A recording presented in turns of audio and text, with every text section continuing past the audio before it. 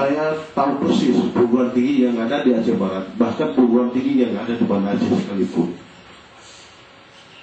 Gara-gara produk yang tidak pernah koordinasi dengan konsumen, maka butuh pendidikan kita yang turun sekarang.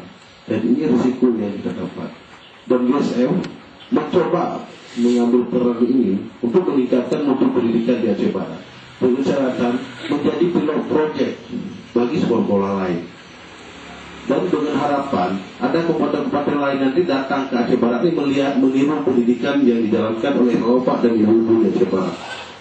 Dan GSM tidak meminta itu pada hari ini, tetapi hasil itu akan GSM dapatkan adalah 25 tahun ke depan. Karena GSM tidak menanam bayam, tetapi hari ini GSM mencoba menaburkan benih. Jadi nggak mungkin kita capai hasil pada hari ini yang bisa kita lihat dengan nyata atau 2 tahun 3 tahun, tetapi hasil itu akan kita dapat 25 tahun ke depan. Hari ini kami memberikan training wali kelas 1, 2, dan 3, dan target kami sampai wali kelas 6. Setelah itu, murid yang ibu ajarkan itu, kita lihat 25 tahun ke depan. Apakah dia masih korupsi? Ternyata masih dasar korupsi 25 tahun ke depan. Anak murid yang ibu ajar sekarang, bapak ibu ajar sekarang sudah jadi pejabat, ternyata sangat dasar korupsi dulu. Maka apa yang kami ajarkan hari ini tidak berhasil. Itu dipahami, tidak berhasil.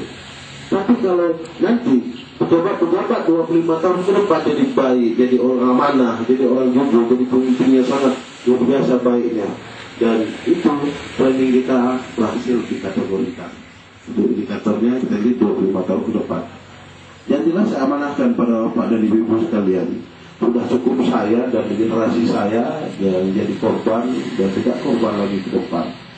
Untuk diketahui bahwa bapak dan ibu merupakan orang yang melakukan penanaman watak bagi siswa, bagi murid untuk kelas 1, 2, dan 3. Bukan jadi cerminan bagi anak-anak peserta didik. Misalnya kalau ibu selama ini masih ada yang mengajar, misalnya ini kerbau Pak Madi 3 ekor, kerbau Pak Madi gemuk dan besar, kerbau apa tuh kerbau, sampai hampir jadi doa kebal ya kerbau itu. Kemudian ada lagi ini Wati, ini Budi, ya, yang mana si Wati, yang mana si Budi, mana nenek si Budi, mana nenek si Wati, kita nggak pernah tahu. Ya, saya mengharapkan sepulang dari sini, ibu yang selama ini sudah menjalankan pengajaran seperti itu dirubah. Yang diajarkan pada anak-anak itu yang bersifat nyata, yang real. Ya, kalau diajarkan misalnya nggak perlu diajarkan di anak SD kelas 1, 2, dan 3, bahkan sampai kelas 6, ini Hamengkubuwono, ini Majapahit, nggak perlu. Di sini ada Hamengkubuwono, ada Majapahit. Kenapa nggak kita ajarkan yang ini aja?